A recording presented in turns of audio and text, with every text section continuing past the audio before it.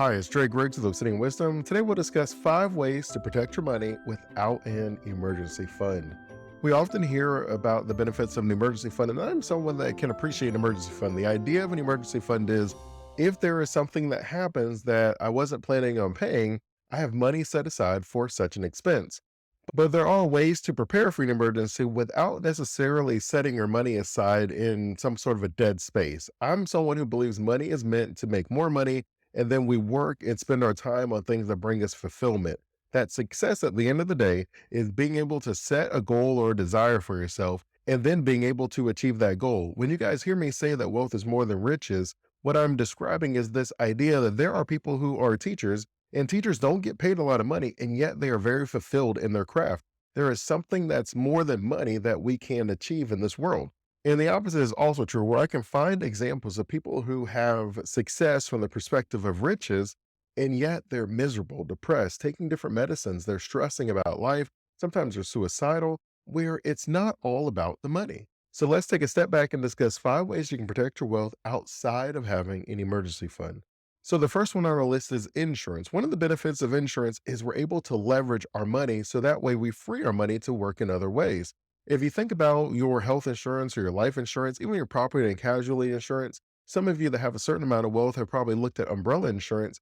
You can literally get $1 million worth of umbrella insurance coverage for a couple $100s a year. So if you have the choice of setting aside $1 million in case something catastrophic happens, or giving $200 a year, and then you can invest the other 900 plus $1,000. Well, I think we both agree it makes sense to invest the 900 plus $1,000 and then just spend the $200 every single year to have that expense covered. And the same is true when you talk about life insurance, property and casualty insurance, when you talk about home insurance, different liability coverages, health insurance. All of these insurances are designed for you to be able to leverage your money in a way to where you pay a premium to insure something that is pretty unlikely to happen, but if it did happen, it would leave a huge dent in your retirement plan. It would leave a huge financial catastrophe for your family to deal with in the case of us dying too early or something of that nature. Another example of insurance might be long term care. You guys have heard me say, and the numbers show that 70% of people who are 65 and older will have at least one long term care episode. And on average, they last about 3 years, and the average cost is about $35,000 to $45,000 a year. Now, this can vary depending on the type of treatment that you need and whether you're in a facility all the time or you have someone come to your house and pick you up and take care of you. It can vary, but we know that these are what the average numbers are. If you can get long term care insurance, then that is something that you don't have to prepare for, which then gives you the ability to invest your money a little more freely because you don't have to have it set aside for such an expense. So, to explore these options, you will notice that the main goal is we're going to free up your money by giving a little bit of money to where we share the risk with someone. And sure, it's unlikely that these events were going to happen. And as a result, it might mean that we're paying into something that will never actually receive a benefit. But that's our job with the money that we have freed up to allocate that money in a way that generates a certain amount of revenue that surpasses the expense of those insurances. When it comes to building wealth and peace of mind, you'll notice that the ultra wealthy that they focus not on what it costs me, but they focus on what value they receive. That if something, and I give you guys kind of the same example, so that way it just kind of sticks in a little bit.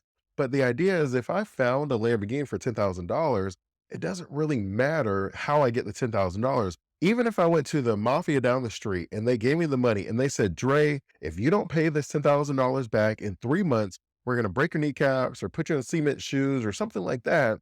And yeah, I am being sort of extreme to really drive the point home, but what I'm saying is, I know for a fact that if I get that $10,000 and buy that Lamborghini, that I will no doubt have $10,000 in 3 months.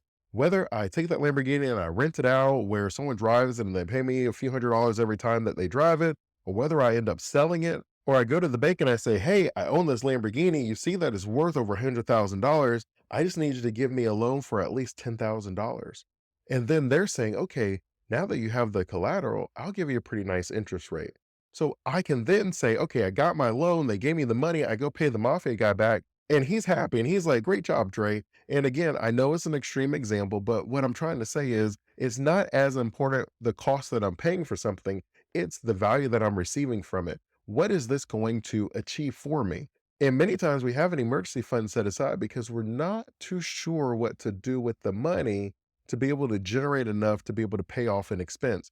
We're not 100% sure how do I have access to this money? Can I take out a loan? Can I leverage certain things? What do I do to keep and protect my family? And so at a minimum, we say, well, if I have the cash set aside, then I don't have to figure any of these other things out. I'm already protected, which is fine depending on someone's risk tolerance. But I am saying that there's other ways to leverage your money so that you can then build that revenue and protect your family in case of an emergency. Number two on our list is estate planning and legal protection. I'll put a link to another video where I discuss the 5 benefits of having a trust, and I'll put a link to another video where I even talk about some of the benefits of gifting. And the main idea of a trust is to find efficient ways based on your unique family situation to transfer your wealth to the next generation. I don't want my family going in probate. I don't want my family arguing and being nasty with each other. I don't necessarily want it all in public records. So, is there some way that I can transfer my wealth without having to necessarily discuss all of the wealth that I have? Can I protect and ensure my family is okay? That if something was to happen to me prematurely, that they would be fine. And you find designing a trust is a great benefit to achieve that goal. Sometimes you can move the asset over earlier. For example, if I have a house or a business and maybe it's only worth $100,000 right now, but I'm very confident that in 10, 20 years, it'll be worth over $1 million. Well, if I move it inside of the trust now, or if I transfer it to my heirs now, there is only $100,000 worth of value that could be taxed. And as a result, our heirs are paying a significant amount less in taxes because they're only receiving $100,000 worth of value. Versus if it's a million, 2 million, $10 million, well, now there's a chance when they receive this asset that it may put them in a new tax bracket. It may be something that changes their financial situation. Also, when you keep in mind that sometimes everybody's not ready to receive a lot of money. We all know we have that one kid that seems like they would take a trip around the world if they could, that they barely want to work. They're not really sure about different things. And they just want to have a lot of fun. And that relationship between work and value and the income that we receive, it's lacking on them. Well, we don't want to give that person all of these assets, all of this money if something was to happen to us. That yes, an emergency fund can be nice to ensure that different things are taken care of, different bills are paid for if something happens that's unexpected. But what about the unexpected issue being what is my kid going to do with the money? By putting the money inside of a trust, designing certain restrictions around it, you're able to ensure that your kids are responsible with the money. I've seen trust designed where the kid has to go in the military for a couple years to receive the money. I've seen trust where the kid has to be married or go to college or they have to volunteer for a certain number of years with a certain nonprofit. There are a variety of ways that families are able to design their trust to ensure that their children maintain a certain level of responsibility and build a certain amount of wisdom so that they don't waste the legacy, the generational wealth that you've created. Sometimes it's also nice to structure your family wealth inside of a business, and then your family members work in the business. One of the benefits of having this structure is instead of you having to pay the gift tax when you transfer your wealth to your children, it is seen as more of a member of the business executive team getting their golden parachute or getting their severance package to where they're not receiving a gift. They worked in the business from the government's perspective. So whatever they receive, they probably earned that because they worked in the business. That's a nice way to transfer some of your assets where you don't have to worry about the estate tax or what we have probably heard it more commonly referred to as the death tax. And last, when it comes to estate planning, you'll be surprised at how often we forget to look at our beneficiaries. If something has changed where maybe a family member has fallen out of favor, maybe someone passed before us, maybe we divorced, whatever the situation is, you should take a look at your beneficiaries and just make sure that it still makes sense. Are the right people receiving the benefits? There are plenty of times where someone remarries and their second wife doesn't receive anything because they still had the beneficiary as the first wife. And sometimes it's a okay situation where they may honor what they believe was the intentions of their ex-spouse, but plenty of times that person is like, man, I've earned this anyways. I dealt with that knucklehead for such a long time. I'm sure that they actually meant to give it to me. And while we may feel confident that that was not necessarily the intentions of the deceased person, it doesn't change the fact that the beneficiary written in the document the last time it was updated was the first spouse. And so you do want to make sure that you have the proper beneficiary set up, keeping in mind that you cannot put someone under 18 as a beneficiary because you're sort of entering into a legally binding contract. It's very similar to when your kid is going to school and the parent or guardian has to sign the permission slip. It's just that a kid cannot enter into a legally binding agreement. They can't waive certain rights. They can't waive the ability to sue them if they get injured because the kid can't enter into that. And as a result, if you put someone under 18 as a beneficiary, then it often goes to your state's probate and it just sort of sits there until the kid turns 18 and then they can access the money. And nobody wants that to happen. Number three on our list is diversifying your investments across different asset classes.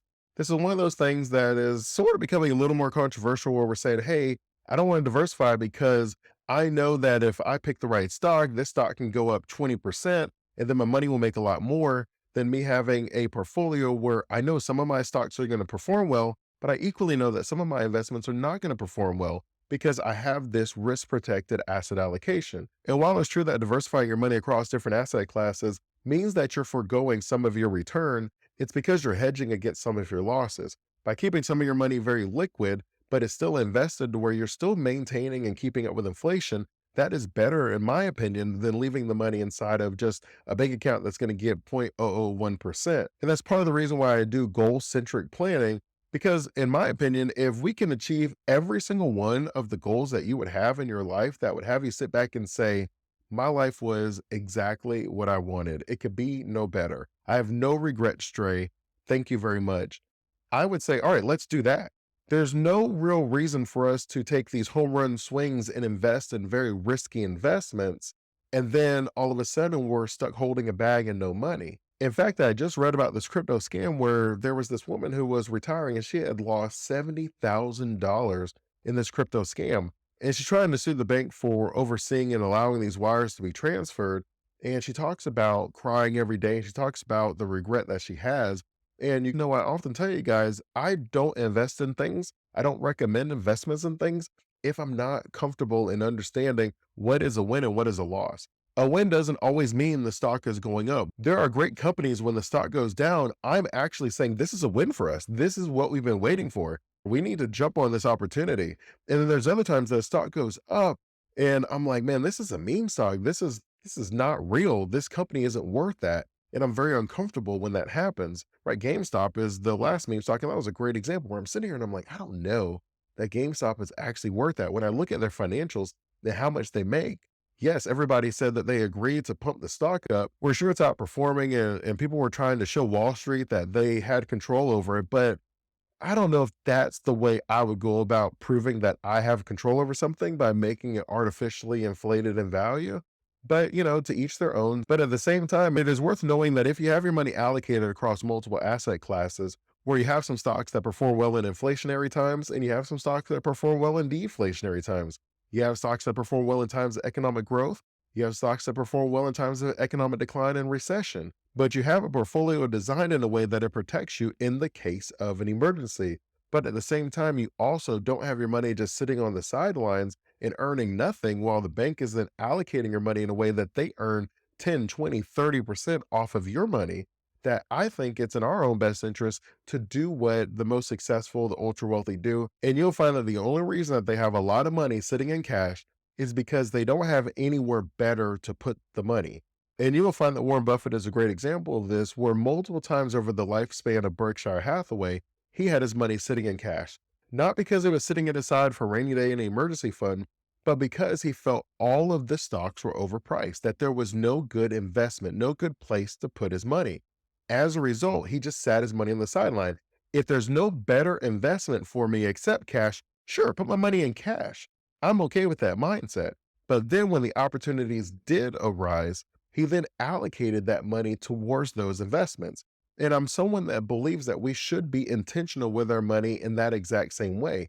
My money needs to be put in places that gives me the ability to actively invest for my growth while knowing that I'm protected in case the bottom falls out. It doesn't mean that I won't lose some of my money because it's really hard for us to invest without the possibility of losing something, but it does mean that I do what I can to ensure that when I do face losses, that the losses will be limited. And one of the best ways to limit your losses when you are investing your money is to have some portion of your money that performs well in every economic climate. Number four on our list is continuing to invest in yourself. That is a fantastic place to put your emergency fund. That if something is to happen, you see the way that technology is advancing, that different careers are being canceled, new ones are being made. Every single day, it seems like we're growing exponentially as a country. And the best way that you can protect your value is to continue investing in yourself. Whether you decide, hey, I think I want to go back and be a consultant, or whether you decide you want to start your own business, whether you're investing and looking at stocks, you just want to give yourself the ability to have a reasonable understanding of expectations. I find oftentimes that what opens us up to fraud and scams is we don't have a realistic understanding or expectation. Sometimes it could just be flat out greed. So I'll give you a quick example. They were looking at some of those emails that we receive where it's like a Nigerian prince, and my wife is going to be mad at me because I always laugh with her on that because, as you know, she's a Nigerian American, and she's always like, "Hey, look, we do a lot of great things in Nigeria." And I'm like, "I know you do a lot of great things in Nigeria, but it doesn't change the fact that it's a Nigerian prince that sent me that email." And she laughs and then she normally slaps me. Well, you'll notice that they often have really bad grammar. The sentence structure is really messed up, and you're sitting there thinking, who would fall for this? Well, that is a part of the scam. They don't want people who are savvy enough to read these emails and say, this looks fishy. They want people who are either greedy or they just don't understand. And then they will call that number. And they've already gotten rid of 98% of the people who would have been aware at some point along the way that this is probably too good to be true, because they don't want to deal with someone who is going to be skeptical along the way. They don't want to invest the time into the scam knowing that this person is going to say, you know what? This sounds too good to be true. I'm out. Because they want someone to look at it, see the misspelled words, see the broken grammar, see the messed up sentence structure, and they still ask how they can get the money. That shows the scammers that this person either is not financially literate or that they're very greedy and desperate. And those are two places that we never want to find ourselves. So, by investing in yourself and increasing your value and your confidence, you'll be more aware of how to recognize these scams, and then you'll be able to protect yourself from them in the future, because we're moving into a weird era of society where we just don't know what's true, where artificial intelligence is taking clips of musicians and then having that musician sing a song they never sung, and it sounds just like the person, where you will receive phone calls of someone in distress and that person will sound just like your grandkids, your spouse, and they'll be asking for money and help, and you'll be wondering, is this true? In fact, I saw one kind of recently with Andy Cohen because he does the New Year's special, and he was like, "Hey, you should Google, I got scammed out of my money." And I was like, "Okay, I'm going to Google it." And I Googled it, and it was a very elaborate scheme. When they called him up, they pretended to be his bank and they said they wanted to check out some information. And he started answering the question and giving some of the information. At some point along the way, he started becoming a little skeptical. And when he went to call the bank, unfortunately, they had already forwarded his number to them. So when he called back, it was then rerouted to them. I mean, talk about an elaborate scam. And long story short, it took him a while before he just said, I'm going to go up to the bank and see what's going on. And by that time, they had already taken a significant amount of money out of his account.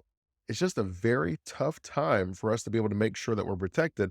And that requires us to invest in learning these new scams, these new strategies, which is why investing in myself, growing my wisdom and insight, allowing me to protect myself and my family for the foreseeable future is often a great way to protect your wealth outside of just having an emergency fund. That leads us to our fifth and final way to protect your money outside of your emergency fund, and that is just emergency preparedness. Inside of emergency preparedness, we can fit a lot of things, but we really want to focus on three main things. Number one is credit protection. We want to make sure that our identity is not being stolen. We want to make sure that we're not having accounts open in our name that we aren't aware about. And we just want to keep an eye on our overall credit, making sure that it's not being used in a way that we are A, unaware of, or B, not the way something was explained. We know that as we get older, that people target us. They call us up, we open up accounts, we're not sure that the account was open, or we thought we closed it and they kind of kept it open, and we're making these monthly payments on different things. I remember when my parents started taking care of my granddaddy because he had gotten older and he needed a little bit of help. And as they go through different accounts, you start seeing, hey, this account is open. What is this for?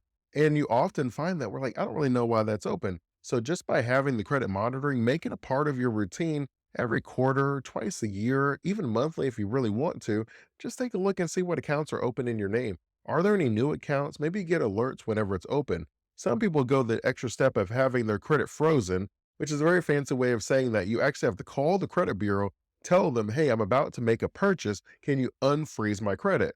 And then they unfreeze your credit so that you can make that purchase, and then they freeze it back. And then no one can make a purchase without calling them first. At least they can't make a purchase with your credit. Number two in our preparedness plan is you want to have some sort of strategy set aside for some sort of natural disaster. What am I going to do? Where are the documents that I need? How do I prove these are my assets when I have to file insurance claims? You may also want to have in this emergency kit any of your wills and estate planning documents. You can have your financial plan in there. You can really put anything in this overall kit. And then you have those strategies. Where do we go when there's an emergency? Who do we go to? Whose house do we call? Just all of that normal stuff whenever there's some sort of an emergency. As someone who lives in Florida and we have to hold our breath at least once a year for a hurricane, it is nice to have some sort of a natural disaster plan to ensure that your money and your assets, your family are all okay. And the third thing you'd want in your emergency preparedness kit is some sort of fraud protection. We already have the credit protection to make sure that there's not accounts being opened in our name, but we need to make sure that our financial assets themselves are being protected. Where we continue being mindful against any sort of fraud or scams where things just sound a little too good to be true, but we're also just looking at our accounts. Maybe they didn't go through our credit, but maybe they were able to get our information offline. Maybe Amazon got their servers hacked and they were able to get our passwords and our usernames, and now they're able to open a bunch of different accounts. However, that looks, we just want to be able to take a look at our financial assets every so often, and just to make sure that the money that's coming out of our accounts is what we expected to come out. You also want to look at your investments. How am I performing in my overall retirement plan? Am I maintaining the funds that I need to? Do I even need to change my overall withdrawal strategy? These are all things that you want to be mindful of in additional ways that you can protect your money outside of just having an emergency fund. I just want to thank you for your time. I always appreciate you giving it to me. I don't take it for granted. If you found value in this video, go ahead and like and subscribe so you can continue receiving valuable insights on how to create your own wealthy retirement plan so that you can worry less and live more. Until next time, stay safe and enjoy life.